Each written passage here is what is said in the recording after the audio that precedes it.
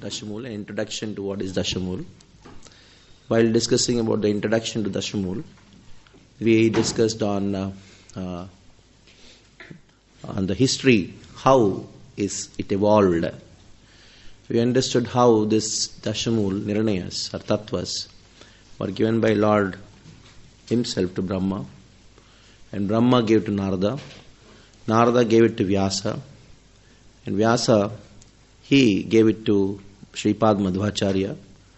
Madhvacharya in turn gave it to his disciples. In this way, Srila Baladev Vidyabhushan Prabhu, he gave a commentary onto these Navaprameyas called Prameya Ratnavali. And then in this way, after Baladev Vidyabhushan Prabhu gave Navaprameyas, then Bhaktivinoda Thakur, Srila Bhaktivinoda Thakur, he gave a Gaudiya touch to these 9 Prameyas and brought this word Dasamula. So Bhaktivinoda Thakur originally first mentioned this Dasamula in Chaitanya Sikshamrita when he was very young at that time he written in 1866 itself. And then in 1886 he brought out one edition of one book called Vaishnava Siddhantamala in 1888. And then he brought about another book called Sriman Mahaprabhu Siksha. There also he has mentioned this thing. And then he brought about one more book called Jaiva Dharma, in which he gave elaborate commentary to this particular 9 Prameyas. And then again, Srila Bhaktivinoda Thakur, he wrote Gauranga Lila, Sri Gauranga Lila Sparanamangala Stotram. In that again he has mentioned this Dasamula, 10 Nirnayas, those Mula verses, the Mool verses of these subjects. And then later on he again mentioned in 1900, he wrote Harinam Chintamani, where he talked about the subject matter again. And ultimately, Srila Bhaktivinoda Thakur wrote one book called Srimad Bhagavad Marichi Mala, Bhagavatarka Marichi Mala, where he mentioned 20 races, 20 things, which are further explaining Dasamula from the point of view of Srimad Bhagavatam or with reference to Srimad Bhagavatam. So these were the things which we learnt yesterday in the first session. So while learning these things, some important points came up. The important points is that Srila Bhaktivinoda Thakur, he made us something different from Madhvas. Though officially we are connected to Madhvas, but from the point of view of Rasa, we are not connected to Madhvas. So what is the fundamental distinction between Navaprameyas and Dasamula? The fundamental distinction is that in Dasamula, you have a Gaudiya touch to it. Especially there are certain points which I just mentioned yesterday was Rasa Abdhim. This is not explicitly found in Navaprameyas. So he makes it, this Krishna is full of rasa. That point is not very exclusively mentioned. And the other point which we find is that he changes the order and also makes it more juicy. That means makes it more of rasa tattva rather than just paratattva. Explanation of paratattva, instead of just explanation of paratattva, he adds some rasa to it. So these are the certain things which Bhaktivinoda Thakur made changes, and he explains it in Jaiva Dharma. Now in the second session, we went into a very good exercise. The exercise was knowing the Sanskrit for each and every Dasamula. So it's a very important exercise because at the end of our 4 days of class on Dasamula, even though we may not really able to remember the entire shloka as it is, we should be able to mention these 10 names in English as well as in Sanskrit. So before entering into that particular verse where these 10 items are mentioned, we spoke about how Sri Chaitanya Mahaprabhu himself is the originator of this Dasamula. In Gauranga Smarana Mangala Stotram, Sri Bhaktivinoda Thakur, he clearly explains Rahasyam Shastranam Yad Aparichitam Purva Vidusham. Yesterday in the handout, in the Gauranga Sparanamangala Stotram, auspicious verses for remembering the Gauranga Chaitanya Mahaprabhu's pastimes, if you remember one verse, the first verse, 74th verse says, Rahasyam Shastranam yet aparichitam purva vidhusham. Yet aparichitam, people were not knowing this thing. Rahasyam Shastranam, the secret of the scriptures were not knowing this. Shruter gudham tattvam dasha parimitam prema kilitam. Shruter gudham, the gudha means the essence, the substratum of all the scriptures are 10 in number. Dasha pranitam, prema kilitam, it is full of love for Krishna. Dayalu tatso prabhur ati kripabdhir samavadat. Dayalu, Chaitanya Mahaprabhu being very, very compassionate, and he showered this mercy onto all of us, and he spoke about this thing. Tat shrushni shashvat smarana padavim gacchato sma same. Let that Chaitanya Mahaprabhu, he is so merciful, be always come in the path of my thoughts. In this way, Bhaktivinoda Thakur, he really prays to Sri Chaitanya Mahaprabhu and says these 10 instructions, which actually I'm speaking about, is given by Sri Chaitanya Mahaprabhu himself. Now, yesterday we discussed a very interesting point about this particular thing. If Madhvacharya has given it previously, and Baldev Vidyavash Prabhu has written a commentary onto it previously, why Bhaktivinoda Thakur is saying that Rahasyam Shastrana with aparichitam? Aparichitam means you are not acquainted with it. People are not acquainted, people are not knowing it. Why is he saying so? And that is where we come to the point of how DasaMula has got its speciality.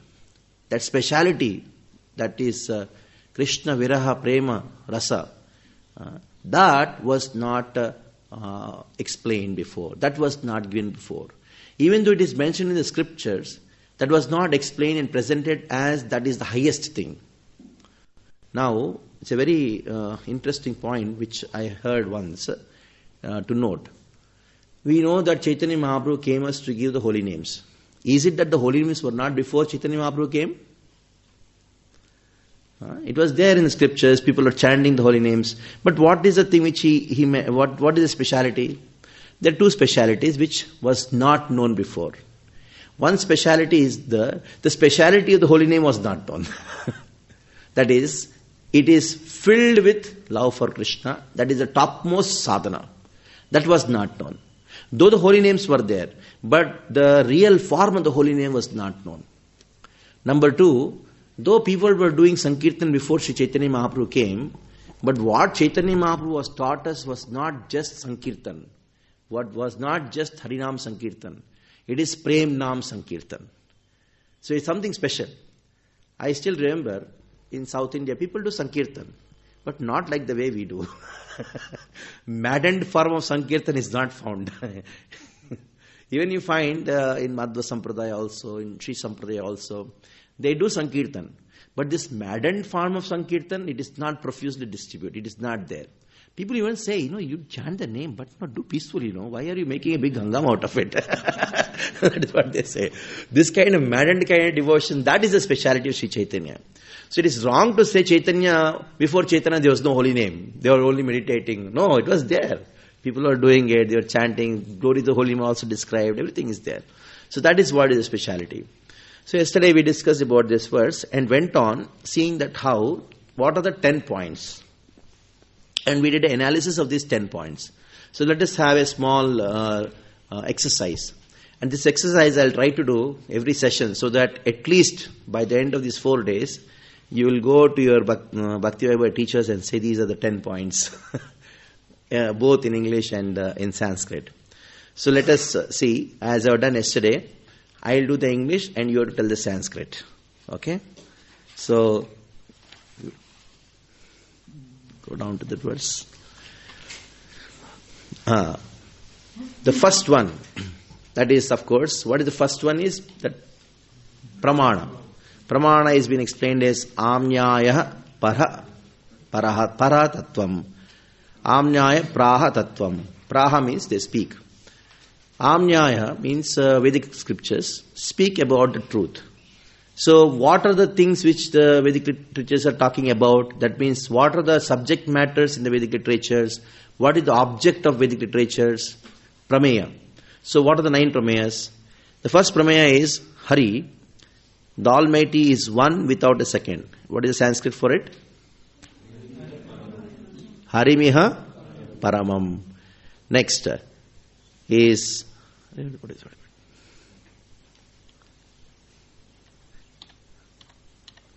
he is always vested with infinite power. Sarva Shaktim. Very good. He is the ocean of rasa. Rasabdhim. The soul is a vibhinnamsha or separated part. The vibhinnamsha jivan. Very good. Certain souls are engrossed by Prakriti.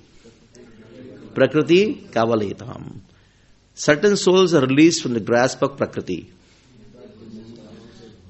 Tadvimuktans cha bhavat. Because of bhava towards Lord, what happens? Tadvimuktans. They are liberated. All spiritual material phenomena are Bheda Veda Prakash of Hari. Bheda Veda Prakashamscha. And then Bhakti, devotional service, the only means of attaining final object of spiritual existence.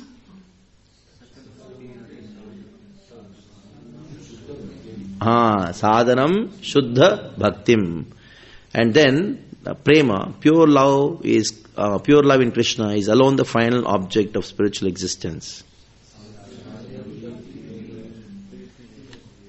Sadhyam Tat Pritir Eva. Sadhyam Tat Pritim Eva. Very good. So now you are conversant with these names. Now just I gave you one more handout on Nava Prameyas, 9 Prameyas. Compare these 9 Prameyas and these things. What are the extra things? Just find out. Just a small work for yourself. I am not going to involve in that. Just read them and find out what are the extra things. You have Nava Prameya list with you.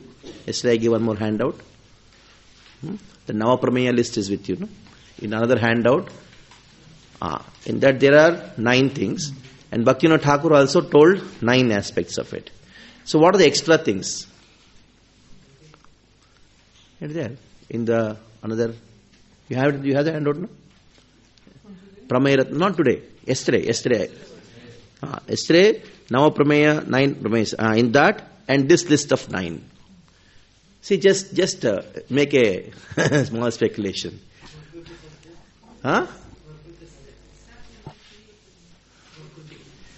They both are common. I am not asking about common things. I am talking about those things which are special. Sarva Shaktim, very good. Exclusively it has been explained. It is Sarva Shaktim. It is not that in Nava Prameyas it is not there, but it is not exclusively mentioned. Okay. And Rasabdhim.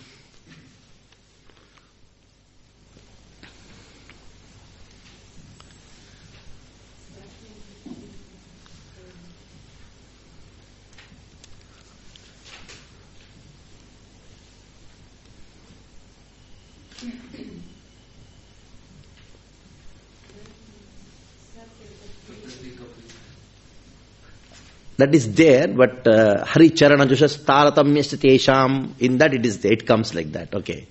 According to one's engrossment in the lotus feet of Hari, there is Taratamya. Taratamya means gradation. So in that gradations are explained how there are 2 kinds of soul. One is the conditioned, one is liberated. Okay. It is there. And Beda with Prakasham. And this Beda with Prakash is not really exclusively mentioned, but it is mentioned like Beda. Isn't it? That word Bedaha, Jiveshwara Bedaha is there. And what else? What is the last one? Prema. Though it is there, you find that in the Prameya Ratnavali in these 9 points, you have this Prema. But this Prema, how in what terms it is mentioned? Tad Amala Bhajanam, Tasya hetum. Tabadamalam tasya hetum. What is that tasya hetum? Moksham Vishnu Angri Labham. Attainment of the lotus feet of Krishna is declared.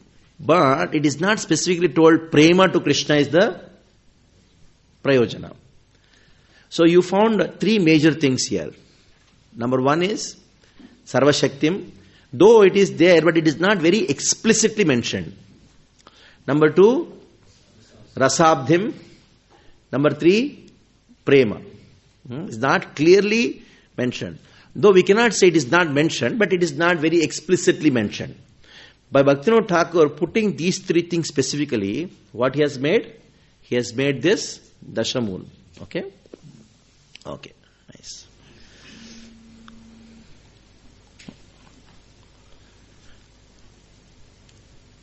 Okay. Now, yesterday, because you did not have the notes, we went through the verse which talks about how the Vedic literatures are the source, absolute source of all knowledge. So that is the next verse in this thing. And I read from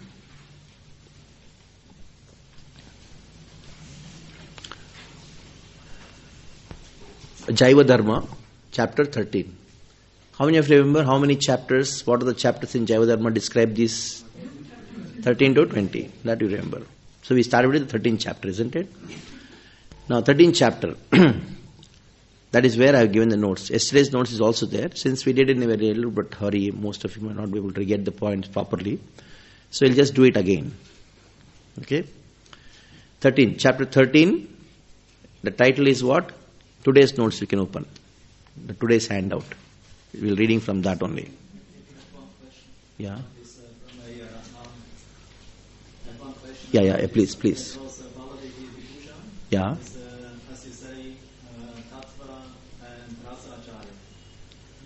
No. Vishwanath Chakravarti Thakur. Baladev Vidyabhushan Prabhu is Tattvacharya.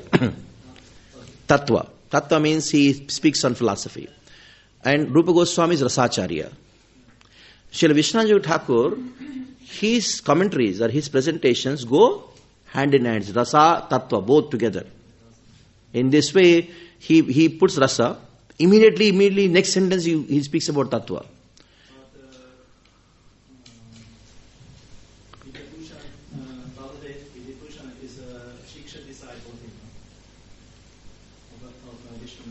Yeah, definitely. Yeah.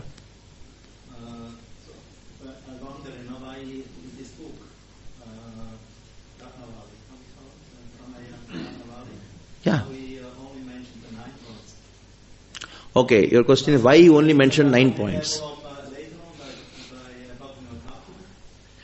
Yeah, Dasamula came later. Bhaktivinoda Thakur gave.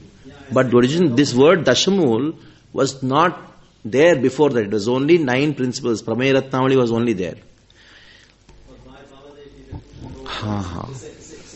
Nice question. Madhvacharya just mentioned them. He did not give commentaries. Because I'll just go speak about something very subtle here. What was the necessity of Baladev Vidyabhushan Prabhu? What is the role of Baladev Vidyabhushan Prabhu in our Sampradaya? Let us discuss about that. See, what was happened? There was a lot of criticism by other Sampradayas onto the Gaudiyas. What was the criticism? Basic fundamental criticism is they are bhaukas. Like Chaitanya Mahaprabhu was criticized, his philosophies, devotees were also criticized. They are just bhaukas. And their teachings are not based on scriptures. Especially when there is scriptures, it is Upanishads. It is the Vedanta Sutra. Rasa Shastras they don't accept. Even though they accept as secondary. So now we had, Baladev Vidyabhushan Prabhu had to prove the authority of the Gaudiya Vedanta based on Upanishads and Vedanta Sutra. So that is a special work which Baladev Vidyabhushan Prabhu was given. Now later on, again the same situation came. Because the modern scholars, Bhaktivinoda Thakur's time. So Bhaktivinoda Thakur had to do the same thing again. But he did in a very unique way. By giving rasa along with the philosophy together. That is how we see.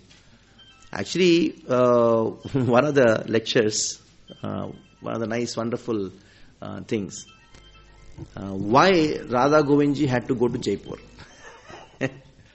This point, elaborately, I spoke it when I was taking a seminar here on 6 systems of philosophy. Then, in that, one of the aspects is Vedanta, introduction to Vedanta Sutras of Baladev Vidyabhushan Prabhu. While talking about it, why Govindji had to go to Jaipur? One reason is, Govinda Bhashya, Vedanta had to be given a Gaudiya commentary to it. But Vrindavan is not the place for Vedanta. So Radharani told Govinda, you do all these things in Jaipur, not here. Then I told in the class, saying that, why are you calling me to city systems to 6 systems of philosophy here? In VHA, if that is the interest. So basing on that, I explained to devotees there. So though it has been described as seminar on 6 systems of philosophy and Vedanta, but we are not going to do these things. The only name is that. But we are going to only do Bhagavatam. 6 systems of philosophy based on Bhagavatam. How many attended the course, 6 systems of philosophy? Only you. You are also there. You are also there. So it was basically Bhagavatam. It was nothing else. Though we were doing those things, but we are doing from the Bhagavatam point of view. Especially in the Bhagavatam, you have all the 6 systems of philosophy being spoken and being defeated. And especially condensed form, all the philosophies are spoken and disputed in the prayers of the Vedas personified. Very complicated chapter, isn't it? And that is why it has been done. So in this way, Bhaktivinoda Thakur, he spoke the philosophy, at the same time did not compromise in speaking the rasa. But Baladev Vidyabhushan Prabhu had to do that. That was a necessity of that particular time.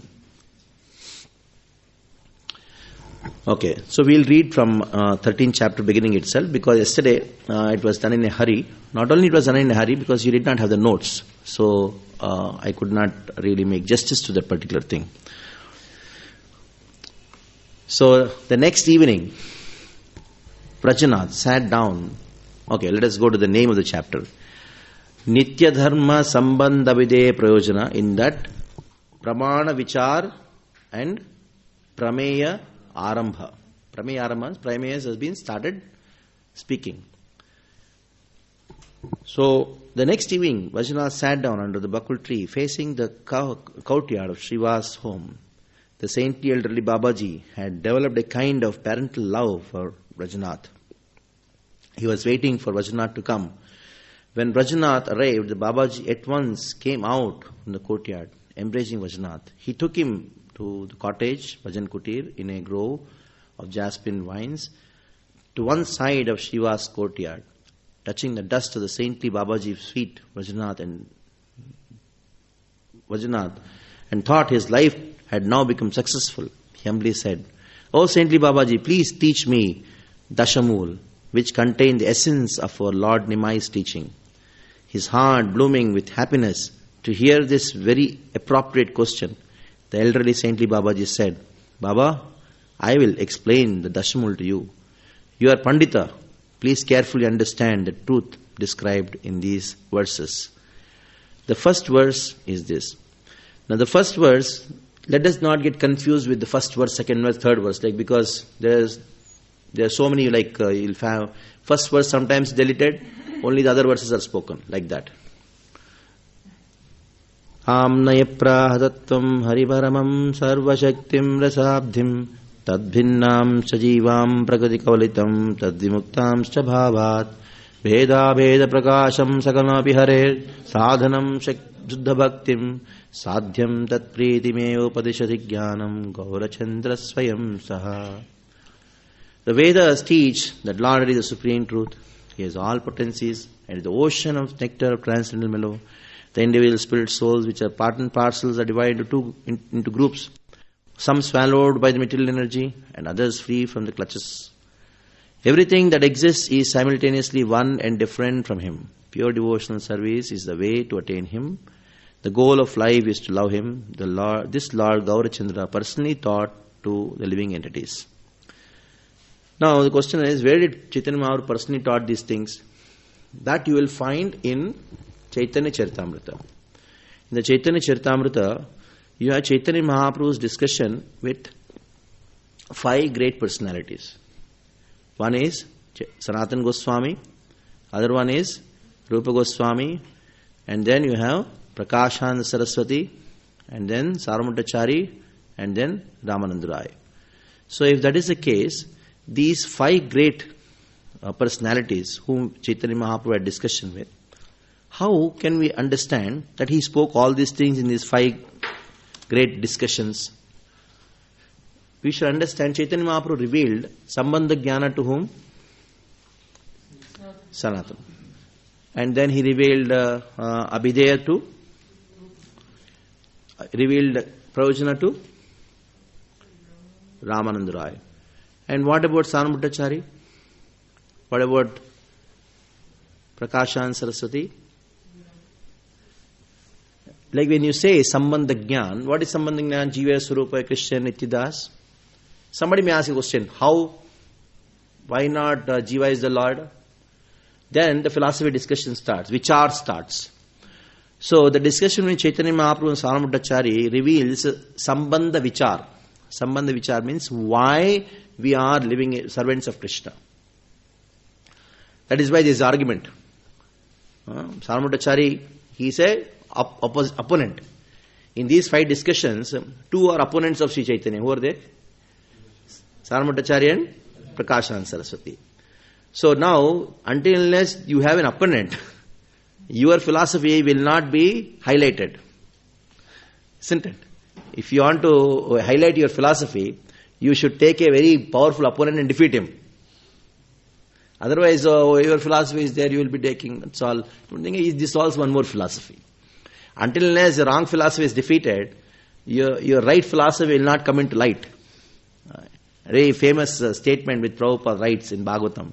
You must have discussed about that statement in Bhagavatam, first canto, first verse, first chapter itself, where Srila Prabhupada says, until unless one is conversant with the 6 systems of philosophy, he should not sit on the Vyasasana. What is that verse? Anye charashayaha. What is it? First canto, maybe 8th verse or 9th verse. First canto, first chapter.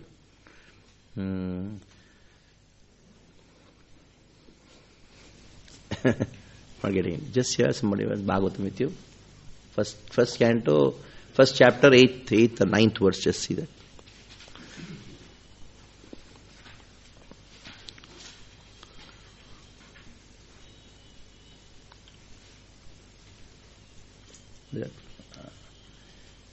The first line.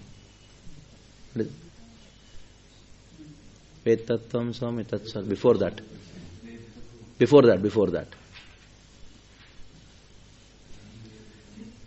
Yani vedvidam sreshto bhagavan badarayana anye chamanasuta pravara vido viduhu. So in that verse, Prabhupada says, what does he say? Read that line.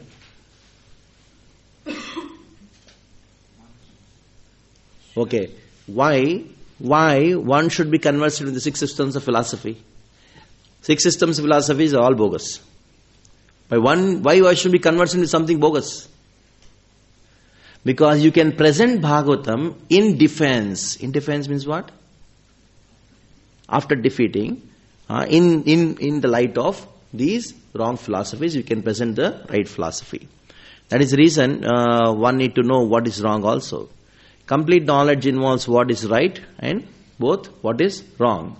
If you just know what is right, sometimes somebody may speak something wrong, you may take it to be right also. That is why you should not only know what is right, you should know what is wrong too. Isn't it?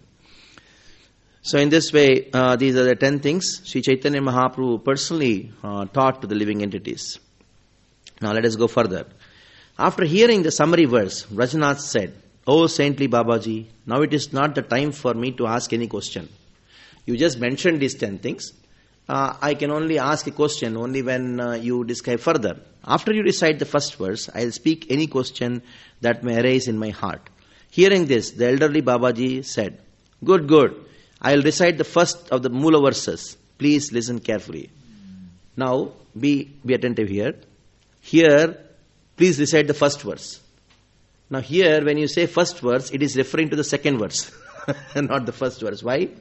Because now the first verse are mentioning these 10 points. And each point here refers to not the 10 points, 9 points. What are the 9 points? Pramayas. Each pramayas has got a Mula Shloka. So when here, Vajjanath is telling, I will ask a question after you recite the first verse, means after you recite the first Mula verse. Okay? First Mula verse. So let us see what is the first Mula verse explaining these 10 points. Amneha. Amneha Praha means explaining how Vedic literatures are perfect. So now Bhaktivinoda Thakur explains the first verse describing Amneha Praha. Amneyas are the Vedic literatures are the perfect source of knowledge. Svatas siddho veda haridayata veda prabhitataha paraman pramanam tat praptam pramamiti vishayan tat namavidhan tata pratyakshadi pramiti sahitam sadhyatinaha yaha yuktis tarkakya pravishati tata shakti rahita. So, Swatas Siddho. Now, Veda has been described as what? Swatas Siddha means what? Swatas Siddha. Self-evident.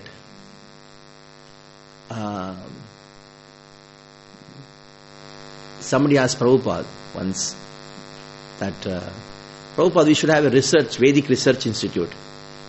And Prabhupada told, Vedas are already researched. You don't require any research on it. Already researched. And they are self-evident. You don't require any other proof to prove that Vedas are true. You don't require anything. Swatasiddho Vedo Haridaita Vedaha Pravrittitaha. Swatasiddho Haridaitaha. Out of great mercy, Hari, he gave it to whom? Gave it to Lord Brahma. Pramanam tat praptam pramniti vishayam tat namavidhan.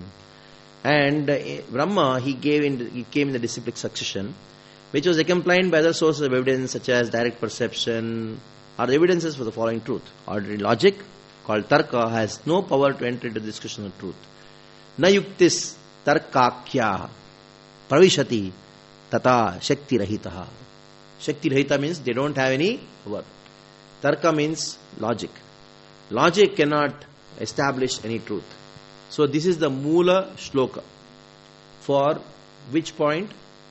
Amnaya Praha Tattvam. Amnaya Praha Tattvam, Mula Shloka is this.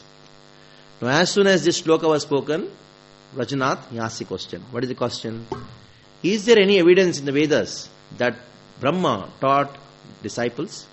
We don't find that Krishna gave the knowledge to Brahma. That is what we hear. But have you ever heard Brahma made some disciples? No, we did not hear. So then, Babaji, he quotes, yes, there is in the Mundaka Upanishad, Brahma Devanam Pratamaha Sambhavuvaha. So now Brahma, he gave the knowledge to Devanam. Vishwasya Karta Bhuvanasya Gupta Sabrahma Vidyam Sarva Vidya Pratishthan Atharva Jeshta Putraya Praha. Brahma, who is the first demigod, the creator of the universe, the protector of the entire world, spoke knowledge of Supreme, the first of all kinds of knowledge, to his eldest son Atharva. Atharva is one of the sons of Brahma. He received the knowledge. Then you see in this particular Dasamula, in the discussion between Bhaktivinoda Thakur, Bhaktivinoda Thakur actually makes one Babaji and Vajjanath. He keeps a discussion between them. Actually, he's writing the entire. He's asking the question also. He's also answering in his book. So Vajjanath, he says again, is there any evidence that when they wrote the Smriti Shastras, the sages gave the proper interpretation of the Vedas? Now, okay, Brahma spoke it to his sons, but is there evidence in the Vedic literatures? Yes. Vedic. In the Srimad Bhagavatam, which is the crest jewel of scriptures, the Supreme Personality of God explains, Kalena nashta pralaye Vaniyam Veda Sangita Mayado Brahmane Prokta Dharmo Yasyamna Atmakaha.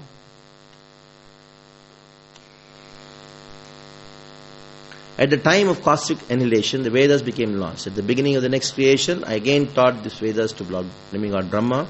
For the principle of true religions are my heart. Then Brahma spread this knowledge to his first son Manu. Then the seven sages, great sages, who are the leaders in Bhrigu, whose leader is Bhrigu, learned this knowledge from Manu. In this way, disciplic succession was established.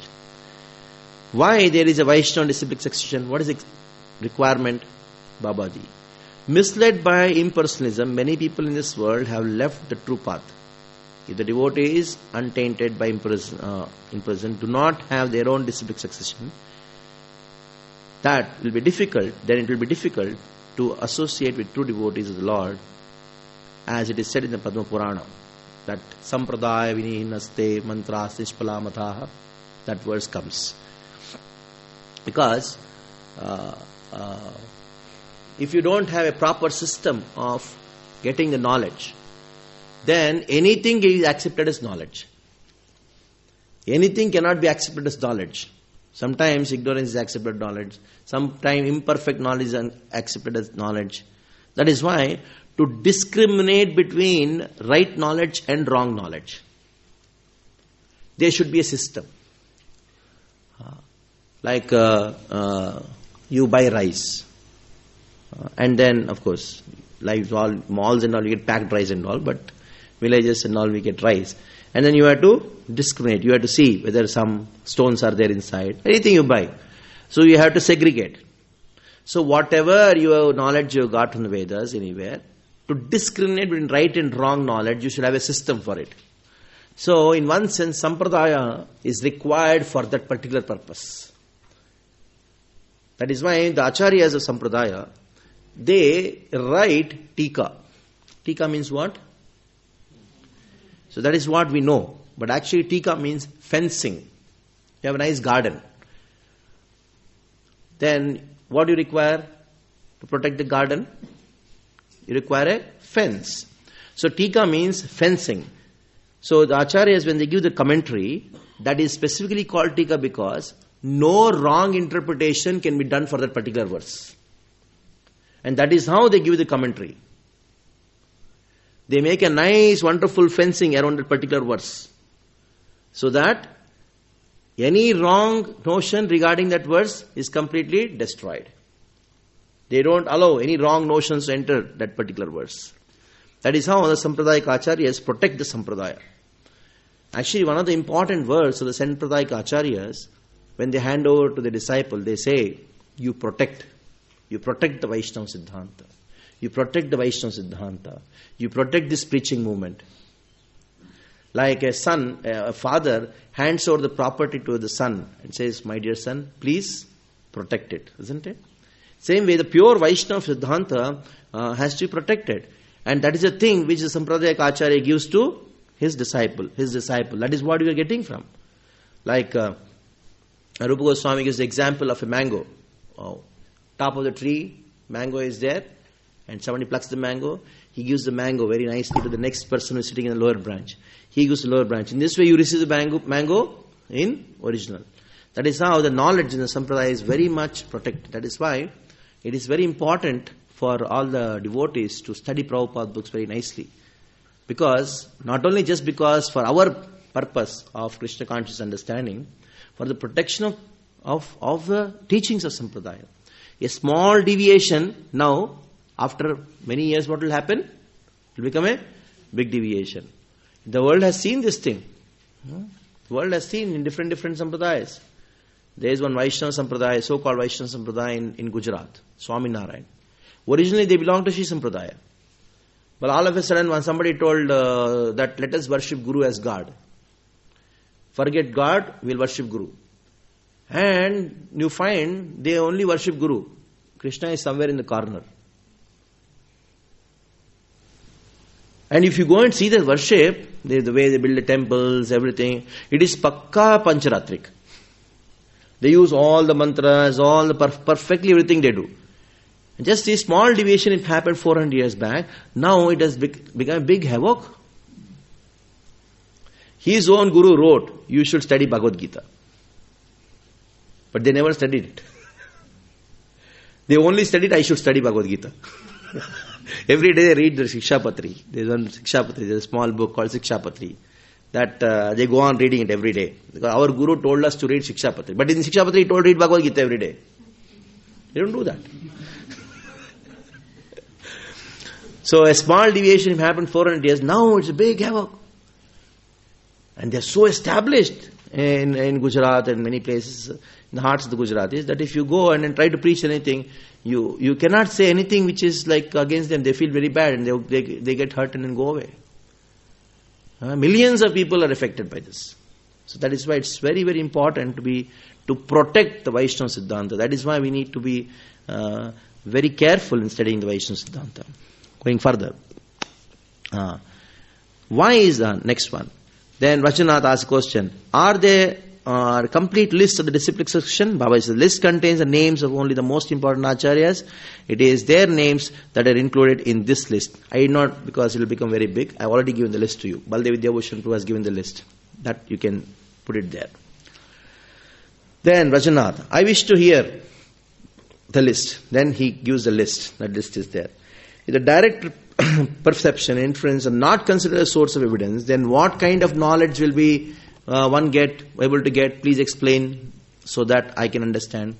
So if direct perception and inference is not the perfect source of knowledge, and in this way we have senses, and only you can perceive this world through senses, and I have intelligence, and how can I understand anything about God? Now, Bhaktivinoda Thakur gives a very elaborate description.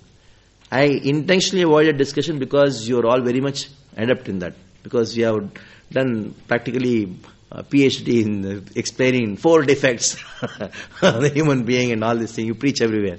So I intentionally remembered it. I just mentioned those Sanskrit for that. Brahma, Pramada, Vipralipsa and Karuna Patva. So these are the 4 defects because of which we cannot get proper knowledge. Then Rajanav asks another question. Please explain these 4 defects: mistakes, illusion, cheating, propensity. And Bhaktivinoda Thakur explains them. I just mentioned, he explains them because you know it very well. Do not sensory perception and other source of knowledge have any value at all? Now question is, 4 defects are there, then these 2 Pratyaksha and Anuman don't have any value at all or what? Yes, they have value. How long they have value? How much they have value? Only when they support the Vedic. Very good. Rajanath, are the Bhagavad Gita, Srimad Bhagavatam and other scriptures not the source of true knowledge? Now why Rajanath is asking this question?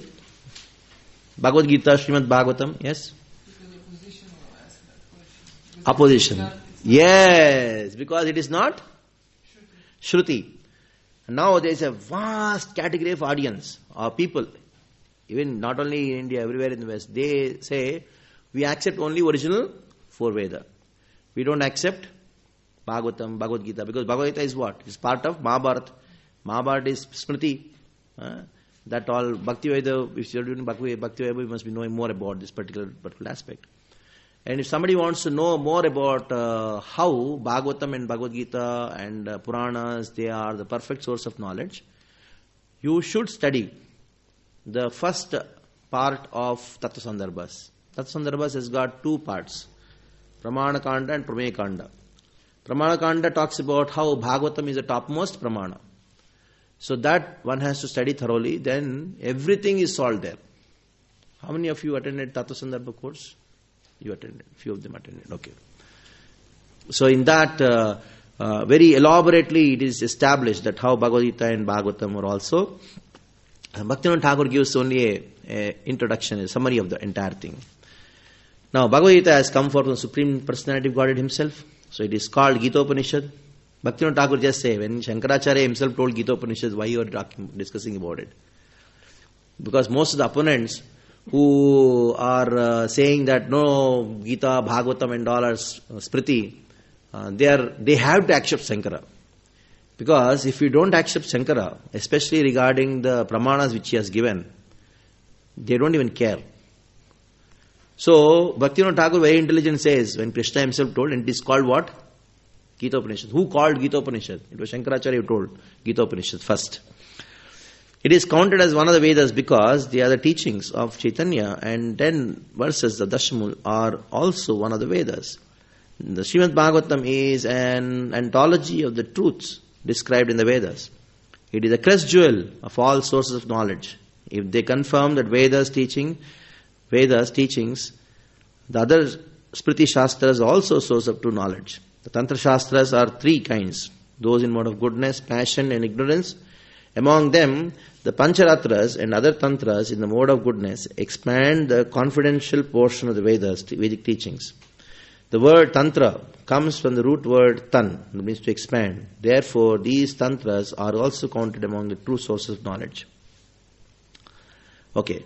The Vedas consist of many different books. Among them, which should be accepted and which should not be accepted, please tell. Bhaktivinoda Thakur says, whatever is confirmed by our acharyas, we accept it. Whereas Jiva Goswami, he specifically mentioned, there are so many books, they are not available now, but since Madhvacharya has quoted in his writings, I am just quoting it, though those books are not available. So, what is the course of time the acharyas, as bona fide has accepted, that should be considered the actual Veda. What they have rejected as interpretation should not be accepted. Then, Rajanath. What books of the Vedas have the acharyas and the bona fide interpretation accepted? And Bhaktivinoda Thakur gives a small hint.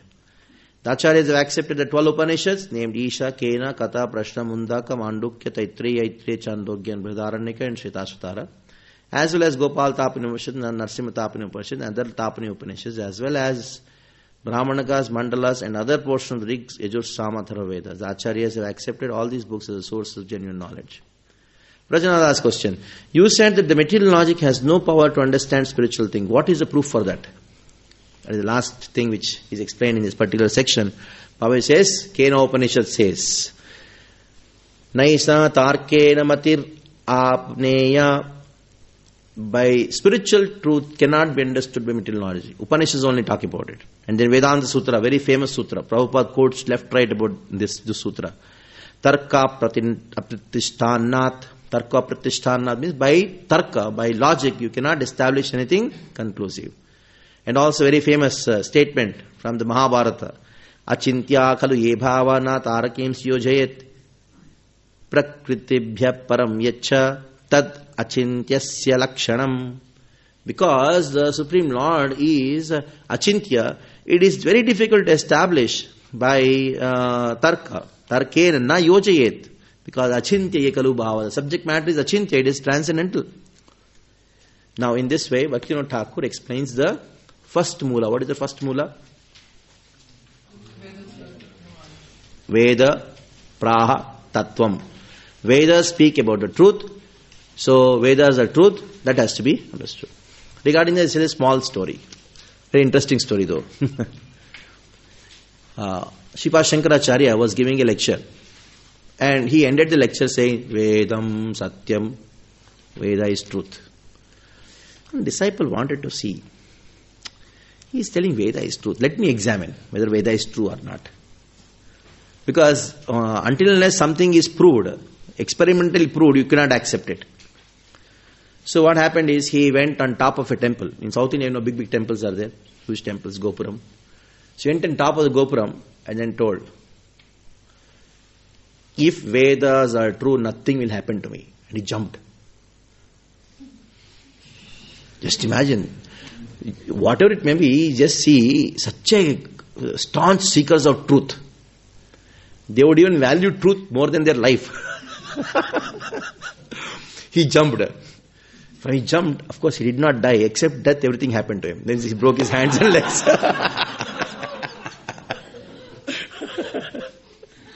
He broke his hands and legs and he came to Shankara. I told, see, you spoke and I went. Then Shankara told, okay, I'll come. So he went on top of the temple. Both of them went. Shankara held him like this and told, Vedam, Satyam, Veda, truth, and dropped him.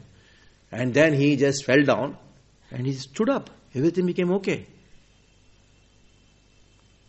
Why? That is the problem. When Shiva and Parvati had discussion, I exactly don't know the verse, but I heard in one of the lectures. In discussion, Parvati told, you spoke the entire truth in Vedas. Everything is there. They just, in the age of Kali, everybody will just come to know about it. It's so easy. Then Lord Shiva told, especially this is regarding the astrology or some other scriptures.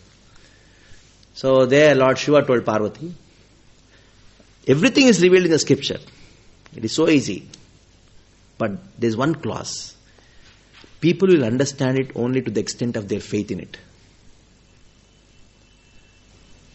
Like holy name can give you Krishna Prem. Why are you not getting? You will get only that much to the extent faith in it. So the problem is not in the scriptures. The problem is not in the holy name. The problem is not anywhere. The problem is with our faith in that. When Shankara told Vedam Satyam, he did not say if and but. He just dropped him, say Vedam Satyam. That's the whole point. When he dropped himself, he jumped, he told, if Vedas are true, nothing will happen. Then he broke. Okay, now the second verse, explaining Harim Iha Paramam. So now this also comes in the 13th chapter only. I just cannot put it in the paper like this. Just you should know how it is presented. So in the 13th chapter itself, 2 Mula Shlokas are described. The second Mula Shloka is what? Harimeha Paran. Vajnada asked, Oh saintly Babaji, I accept the self-perfect Vedas, the best of the sources of knowledge. If they try to contradict the Vedas, the logicians are merely speaking in vain. Now please recite the second words of Dasamula. Then Babaji recites the second verse. Haristvekam tattvam vishashiva suresha vidishiva suresha pranimitaha taddevedam brahma prakriti rahitam tattanumaha paratma tasyamsho jagadanugato vishvasjanakaha savairada kanto navajaladigantis chidudayaha. Now, he says, Lord Hari is the only supreme truth. Haristvekam tattvam. Hari is the only truth. And then he says, Hari is the only truth. Shiva Suresha Pranihitaha. Not Vishi, Vidhi. What is there written? That? Vishi? V-I-S-H-I is written, na? There's something wrong there in that. What is Vishi? It's Vidhi. Vidhi, Lord Brahma is Vidhi. Vidhi. Vidhi Shiva Suresha Pranamita. Pranamita means they are all paying obeisances to the Supreme Lord. Vidhi means Brahma, Lord Shiva and Lord Shiva and Suresha, Indra. They are all paying obeisances to the Supreme Lord. Tad evedam brahma prakriti rahitam tat tanu maha. And then the impersonal Brahman. Tad evedam brahma prakriti rahitam tat tanu maha. So this Brahman, which is described in the Upanishads, is nothing but what? Tanu maha. The effulgence coming from the body of the Supreme Lord. Paratma, or the super soul, Paramatma, tasyam so jagat anugato vishwajanakaha. This Paramatma, who is Paramatma? Is tasyam, so his amsha, only a partial manifestation. Jagat anugato vishwajanakaha, and this Paramatma is the source of all the material worlds. Savai Radha Kanto, who is that Hari? Savai, that same Hari is none other than Radha Kanto. And how is his body?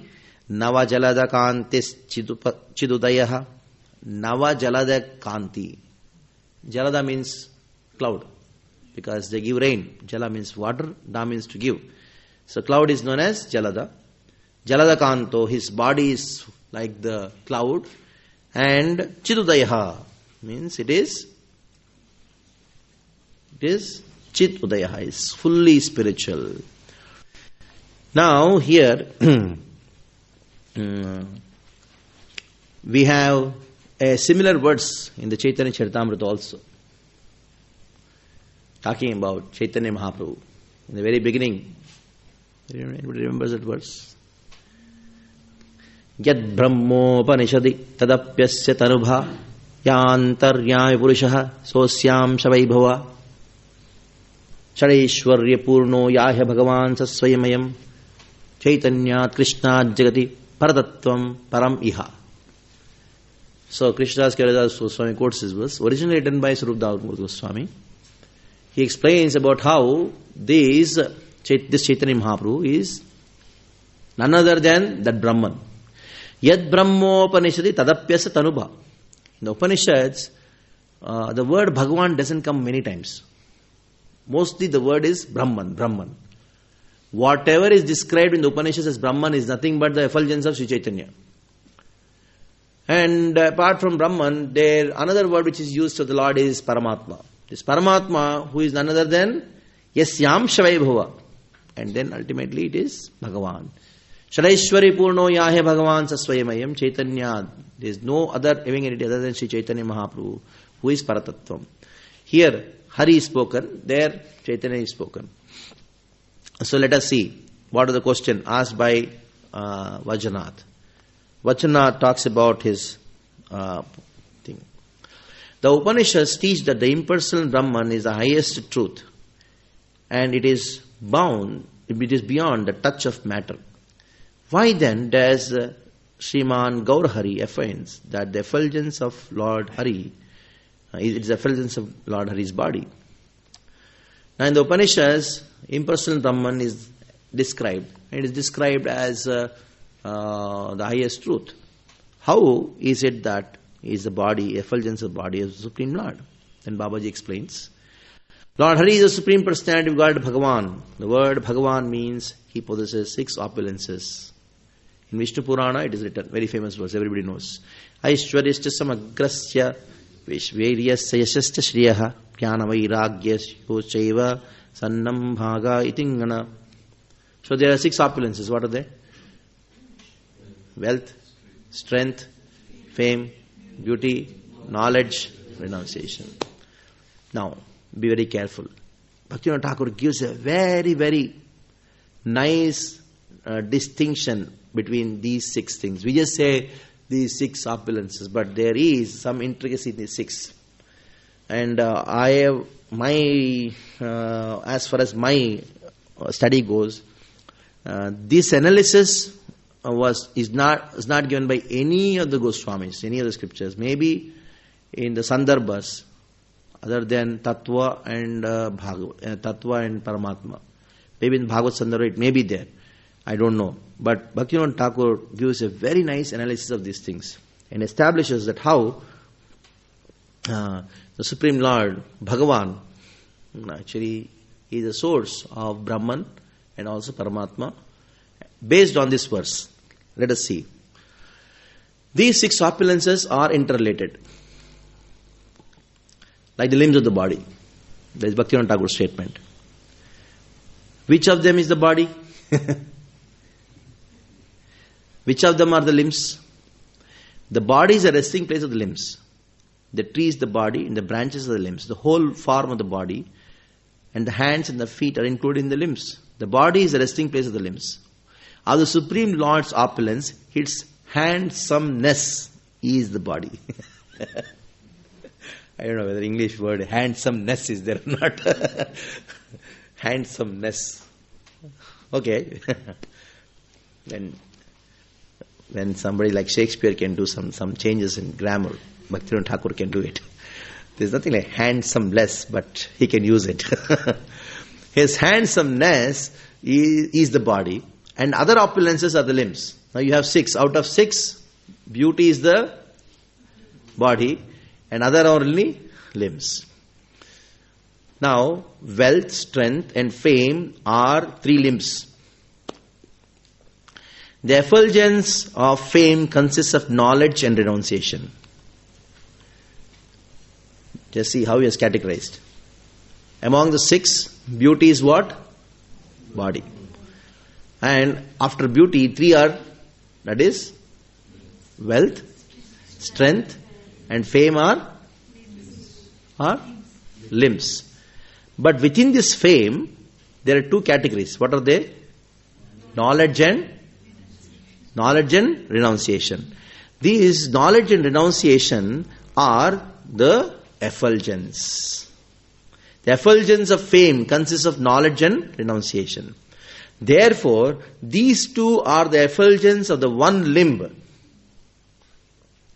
They are the opulence of an opulence. They are not direct opulence in themselves. Knowledge of changeless spirit and renunciation of matter are part of body of the impersonal Brahman. When you talk of impersonal Brahman, we talk about what? Knowledge and renunciation. Those who have knowledge and renunciation, they get... So impersonal Brahman's quality is what? Knowledge and fame. And they are what? Nothing but the effulgence of fame, which is actually a limb of beauty. You getting it? It's amazing. The impersonal Brahman is effulgence emanating from the spiritual world. The unchanging, innative, formless, qualityless Brahman is not the independent highest truth. It is a form of the Supreme Personality of Godhead that is the independent highest truth. The light of a fire is not independent. It is the fire itself that is independent, and the light is merely one of fire's qualities. So it's very amazing, this particular section. Maybe you can read it again when you go back and then contemplate on this. So you have 6 qualities. I have a small recap, out of which beauty is the body, and wealth, strength and fame are the limbs, and the effulgence of the fame are knowledge and renunciation, and these are the aspects of Brahman. So Brahman is nothing but the effulgence of one of the limbs of the body called beauty of Krishna. So that is how we can present it in a simple way. Let us go further. Rajanath asked further. In many places in the Vedas, after the impersonal Brahman was described, the text declares Om Shanti Shanti Shanti Hari Om Tat Sat. Prabhupada is also Hari Om Tat Sat. He also sometimes writes Om Tat Sat Hari Om. In Bombay, you say Hari Om means that you are Asharama Wala. So you can understand. If somebody says Hari Om to you, means he is Asharam Bapur. He says Hare Krishna means Hare Krishna Wala. Jai Shri Krishna means he is Gujarati. Like that. So then Babaji answers, Lord Hari is Radha and Krishna who enjoy the transcendental pastimes. Now he asks, who is this Hari? Because in the Mula Shloka, he has mentioned this, Hari. Hari Eva Paramam. Now who is this Hari? Hari is Radha and Krishna. Now starts our Gaudiya, this thing. Now Madhvacharya say Hari Eva Paramam. But now who is that Hari? Hari Bhaktivinoda Thakur talks about Radha and Krishna is Hari. See this thing, Hari is Radha Krishna. That is a speciality of Gaudiya.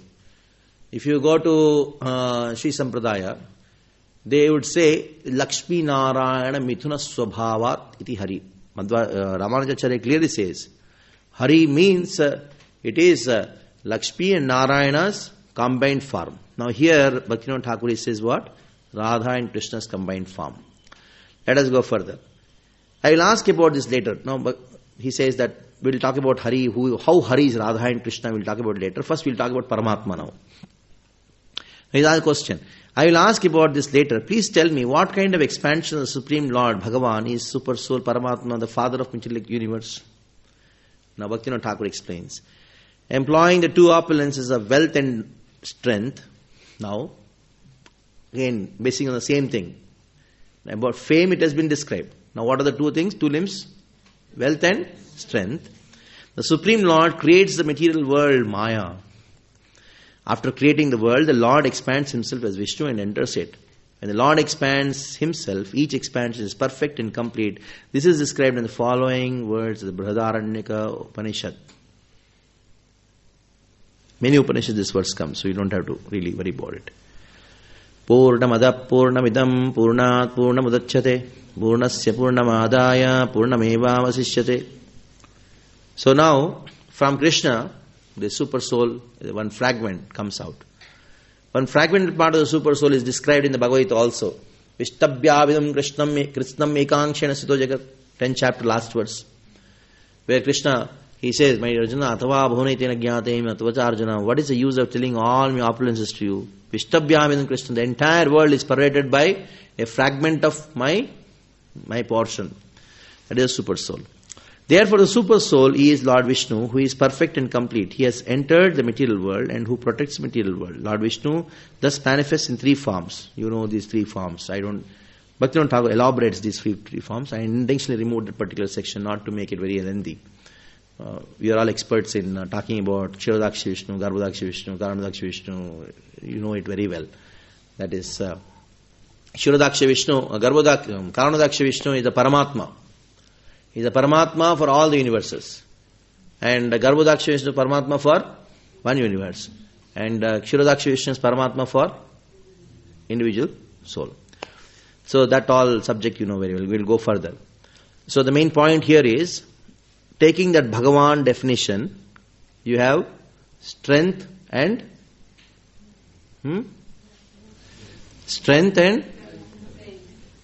wealth. Strength and wealth. From these two, the Lord manifests what? Paramatma to create this universes. Okay? From fame, two things come out. What are they? Knowledge and renunciation aspect of Brahman. So we are very clear about it. So it's a very important connection which I think most of us has not heard this particular section. Okay? It's a very interesting point. I accept that the impersonal Brahman is the effulgence of the Supreme Personality of Godhead's body, and that is Super Soul in his expansion. Now please tell me, what is the proof that Lord Krishna is the original form of the Supreme Personality of Godhead? The Supreme Personality of Godhead, all opulence and sweetness eternally. When his opulence is manifested, he is Narayana. Now, you're talking that Krishna is the Supreme Personality of Godhead. I want to know, that means his question is about now.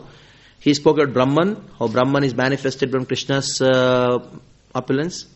And now then Krishna's fame. Then he spoke about Paramatma, how Paramatma is manifested from Krishna's strength and opulence, potency, or the riches, Aishwarya. And now comes about talking about what are the other features of Krishna, like Narayana and all. Narasimha, all the avatars. Then the question is like, what is the distinction between them? Where are these Narayana and all manifested? That is why he says there are two features. One is the Aishwarya, another is Madhurya, sweetness. So Krishna's beauty, from Krishna's beauty, two things manifest. One is what? Aishwarya, other is Madhurya, sweetness. When the opulence form of Krishna is Narayana, this is explained in the following verse in the Rig Veda. Apashyam gopam anipada naman anipadyamana manama cha parascha pratibhcharantam sa sadrichir sa vishu chirvasana avirit bhuvaneshu antaha. I have seen a certain Gopa. It's from Rig Veda. I don't know what a translation for this. I have seen a Gopa dressed in colorful garments and accompanied by many beautiful girls. As he wanders the play path in the spiritual world, we should show to the South Indian Brahmins this thing. We should show this verse to the South Indian Brahmins. Rig Veda, this is there. They will be like short. Hey, that's why we will not chant this. They will say. They are all chanting Veda, but you tell Krishna is Supreme Lord, they don't accept it. So, this Rigvedic mantra, it clearly says, Avashyam, I am seeing Gopam. I am seeing this Gopa who is colorful garments and accompanied by many beautiful girls as he wanders the play path in the spiritual world. The same Gopa again and again enters the material world and stays in the hearts of the living entities. Now goes Chandogya Upanishad. This is another very interesting verse, Chandogya Upanishad. You know Bhaktivinoda Thakur where he got all these verses from. Really? He must have mastered all the Upanishads or what? Getting that particular thing and say, even your Upanishads say talk about Krishna. The biggest problem with many of the scholars is they just cannot accept Krishna as Supreme Lord. The more you are a scholar in Vedas, the more it's difficult for you to accept Krishna as Supreme Lord.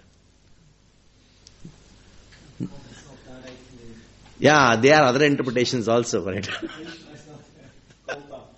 Gopa. They would take the word Gopa and do all kinds of things and establish Gopa means something else. And now here Bhaktivinoda Thakur gets this verse of the Chandogya Upanishad. He says, Shamas chavalam prapadhye, Shamala chamam prapadhye. To attain Radha, surrender to Krishna. To attain Krishna, surrender to Radha.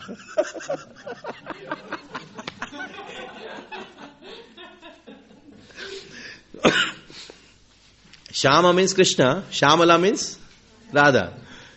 Shama chamalam prapadhye. If you want to get Shama, if you want to get Krishna, what do you do? If you want to get Radha, you get surrender to Krishna. And if you want to get Radharani, surrender to Krishna. Even it is amazing to see the Chandogya Upanishad speaks about it. And actually Madhvacharya, he actually, in many times in his Vyakhyana, Hari, what is it? Hari. One book is a beautiful book. If I remember that will come, just split out my mind. So, where he established that Hari is the Supreme Lord, and he quotes verses glorifying Durga, glorifying Ganesha, glorifying Indra, and establish how they are glorifying Hari. And he does it. And then explains and concludes saying that Adyecha, Madhyecha, Antyecha, Sarvatra Harir Giyate. In all the scriptures, in the beginning, middle and end, there is only Hari being described. So Bhaktivinoda Thakur is actually pinpointing those verses. These verses describe the liberated souls in the relations with Krishna in Srimad Bhagavatam. Yetecham sakulapam san Krishnastu Bhagavan Swayam, that you know very well. We'll go to the next question. Vrajanath. Lord Krishna has an average size form. Oh, very interesting point. How can he be present everywhere?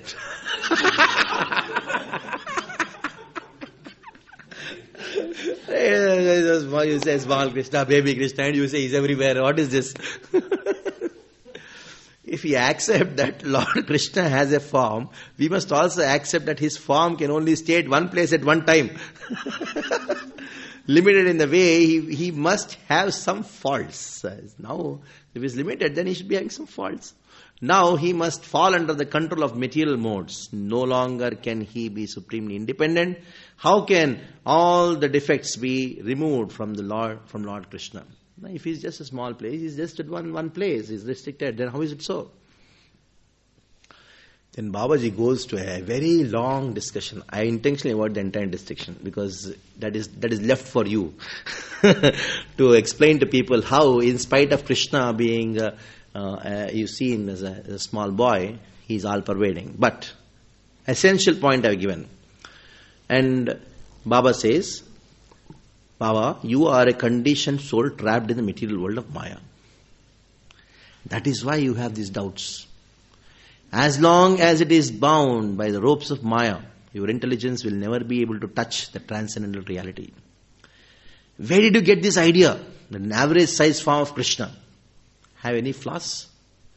The glory of Lord Krishna's average size form is far from your material intelligence. Can understand? This has happened because in the past you have committed many impious deeds.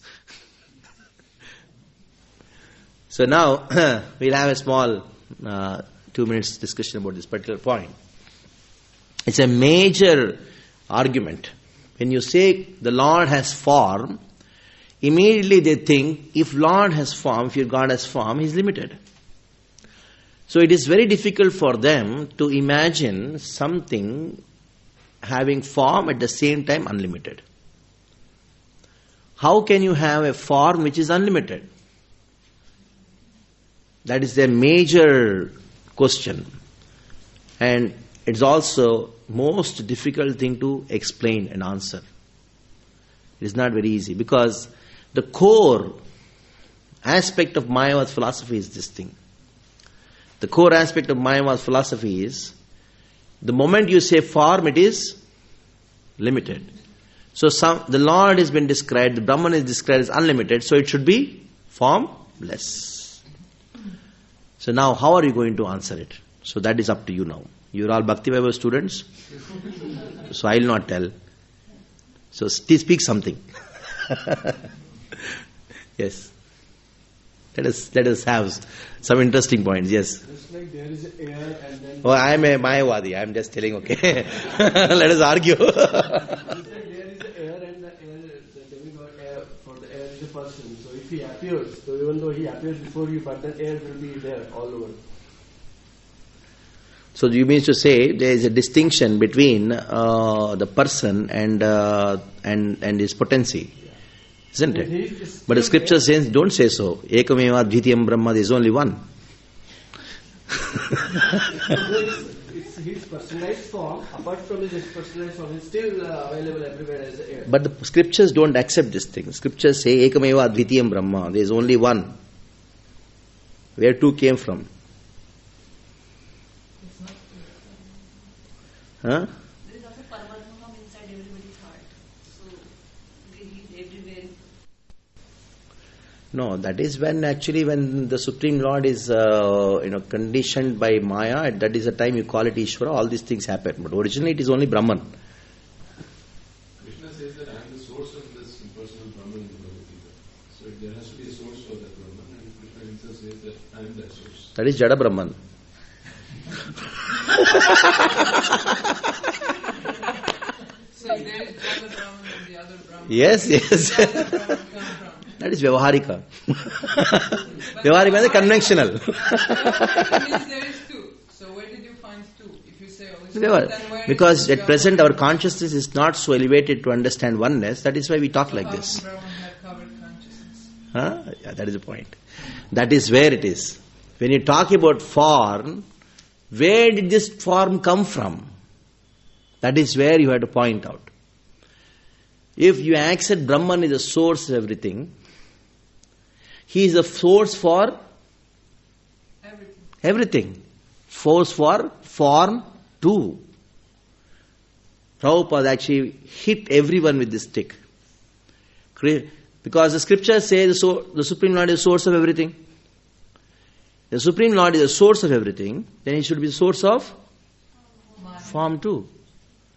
If he is a source of form, he can only give something which he has. So he cannot give something which he doesn't have. So the Lord has form.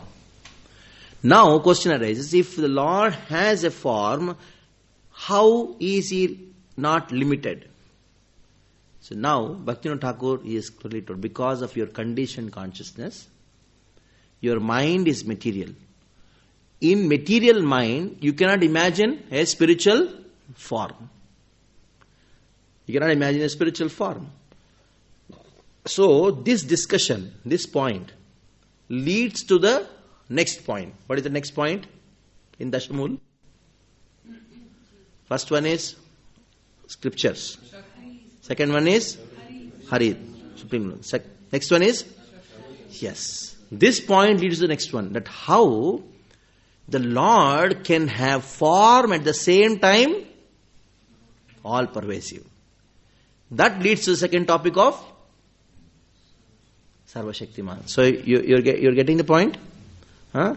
So even though you will find these 10 are there, they are not just 10 like that. They are connected with each other. So what is the thing this Paratattva is connected to the Shakti. What makes that we should speak about Shakti as a separate subject, which you don't find in Madhvas. Because Madhvacharya and Ramanuja, they had a great difficulty in this, to tackle this problem. Because they did not have the concept of Shakti. It is not the concept of, not have a very clear explanation of Shakti Tattva. Now, Bhaktivinoda Thakur gives a very elaborate description of Shakti Tattva. So that will in the next chapter. So we got how many? Lot. So we'll stop here. It's